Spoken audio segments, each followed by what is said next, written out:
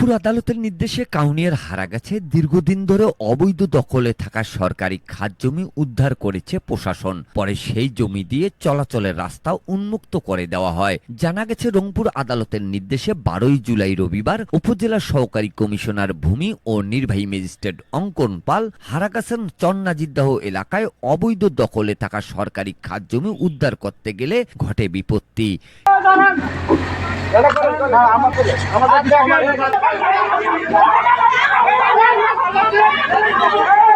নির্বাহী ম্যাজিস্ট্রেটকে তোপের মুখে পড়তে হয় দখলকারী লোকজনদের কাছে। এক পর্যায়ে তারা দলবদ্ধ হয়ে অশ্লীল আচরণ করে নির্বাহী ম্যাজিস্ট্রেটের সঙ্গে। পরে তাদেরকে শান্ত করে অবৈধ দখলে থাকা সরকারি খাস জমি উদ্ধার করে চলাচলের রাস্তার জন্য উন্মুক্ত করে দেওয়া হয়। এর আগে উপজেলা সহকারী কমিশনারের কার্যালয় থেকে হারাগাছ চন্নাজিদ্দাহ গ্রামের হায়দার আলী গং সহ 7 জনকে সরকারি খাস জমিতে অবৈধ স্থাপনা অপসারণের নোটিশও করা হয়েছিল। হারাগাছ ইউনিয়নের চন্নাজিদ্দাহর বাসিন্দা হোসেন আলী জানান, এখানে কয়েকটি পরিবার প্রায় 6 দশক ধরে বসবাস করে আছেন এবং সরকারি খাস জমি চলাচলের রাস্তা হিসেবে ব্যবহার করে আছেন। কিন্তু সামনের বসবাসকারী কয়েকটি পরিবার সরকারি খাস জমি দখল করে স্থাপনা নির্মাণ করে চলাচলের রাস্তাটি বন্ধ করে দেয়।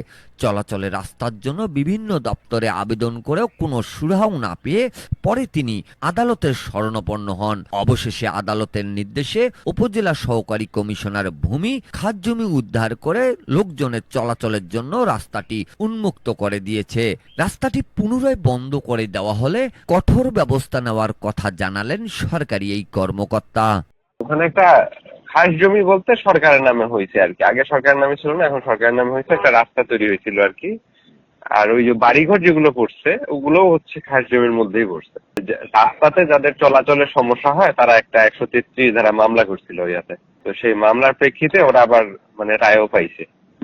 তো সেজন্য ওই রাস্তাটা বের করার জন্য আমি আসলে ওখানে গেছিলাম।